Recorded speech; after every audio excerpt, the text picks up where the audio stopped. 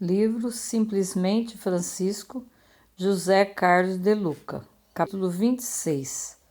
Francisco e Clara. Clara é como o vime, doce, flexível, mas inquebrantável. Em seu coração há fogo suficiente para queimar todos os obstáculos. Francisco. 10 anos haviam se passado desde que Francisco iniciara a vida dedicada ao Evangelho. Nesse período, muitas mulheres se interessaram pelos exemplos do pobrezinho e acorriam às suas pregações, sempre muito ternas e envolventes. Nenhuma delas, porém, chegou ao ponto de querer viver como Francisco, à exceção da jovem Clara Ofreduce, oriunda de nobre família de Assis. Segundo Luciano Hadi, Clara foi atraída inicialmente pelo espírito de aventura e pelo espírito cavalheiresco de Francisco.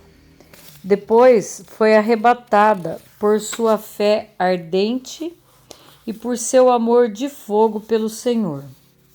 A cada encontro com Francisco, Clara ficava mais convicta de que seu desejo era unir-se a Jesus, como num esponsalício espiritual, tal como fizera Francisco. O fato, porém, é que a família de Clara procurava um outro tipo de esposo para a jovem, um homem rico, nobre e poderoso. Durante 2 anos aproximadamente, Clara visitava Francisco às escondidas da família, e entre eles se criou um vínculo afetivo muito forte, que o tempo jamais apagou. Existiu entre eles alguma paixão romântica? Não se sabe ao certo. Alguns respeitáveis biógrafos falam de uma afeição puramente espiritual, sem qualquer conotação romântica. Já para o franciscano Leonardo Boff, Francisco e Clara tinham 3 paixões em comum: pelo Cristo pobre e crucificado, pelos pobres, especialmente os ancenianos, e um pelo outro. O amor por Cristo e pelos pobres não diminuía em nada o amor profundo que os unia, mostrando que entre pessoas que se consagram a Deus e ao serviço dos outros, pode existir verdadeiro amor e relações de grande ternura.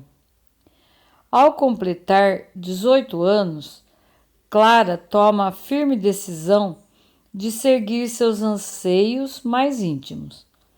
E na noite de Domingo de Ramos, do ano de 1211, depois dos familiares adormecerem, ela foge por uma das portas do castelo, a Porta dos Mortos, reservada à saída dos funerais, e ganha as ruas escuras de Assis, encontrando-se com a amiga Bona de Geofúcio, conforme previamente combinada entre elas.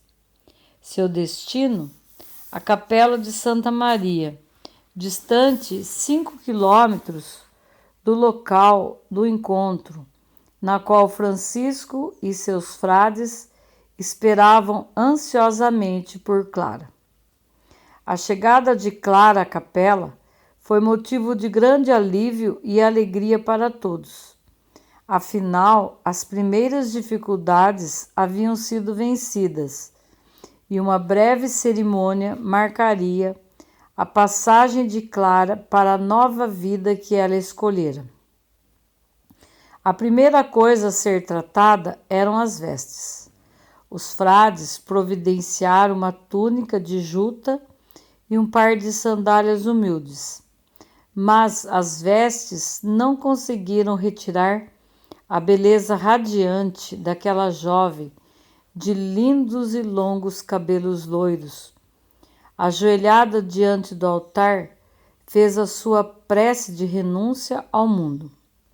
Senhor Jesus, Mãe misericordiosa, entrego-vos a minha juventude e a minha vida, sem qualquer receio ou temor, pois quem caminha convosco nas estradas do mundo nada há de recear. Há muito para aprender, mas arrimada ao sincero voto de emanar-me à pobreza e aos bens imperecíveis do Evangelho, alcançarei o triunfo espiritual, não sem lutas, não sem sofrimentos, não sem as grandes renúncias, pois sei que viver convosco não é para as almas tíbias. Vencendo a primavera da minha vida, quando celebro, jubilosa e agradecida, as núpcias abençoadas e esperadas por meu coração, rogo que eu possa me preparar para os mais rígidos outonos e invernos do Espírito. Sou vossa, ó Deus, sou vossa, ó Mãe piedosa, sou eternamente vossa, ó amado Jesus. Aceitai-me, Senhor, e que nada no mundo se interponha entre o imenso amor que vos devoto.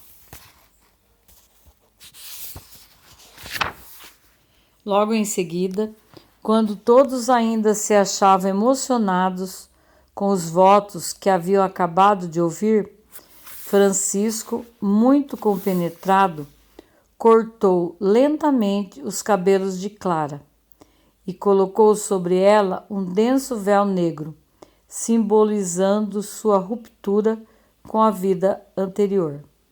É claro que a família não aceitou pacificamente a escolha de Clara. Os familiares tentaram de todas as formas dissuadi-la do caminho eleito. Mas, quando a viram no altar da igreja, com os cabelos totalmente cortados, perceberam que nada mais poderiam fazer para convencê-la a mudar de ideia. Nascia assim aquela que o mundo posteriormente viria a conhecer como Santa Clara. Não foram fáceis os dias que se seguiram.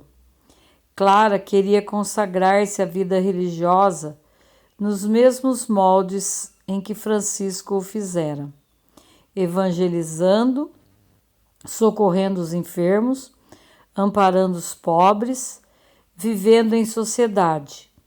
Mas essa forma de atuação a Igreja não permitia às mulheres que desejassem se dedicar à religião. A elas somente era possível a vida contemplativa, isto é, isoladas nos mosteiros, vivendo em seus claustros, orando, adorando a Deus, jejuando e fazendo penitências. Clara permaneceu em mosteiros de monjas beneditinas por alguns anos.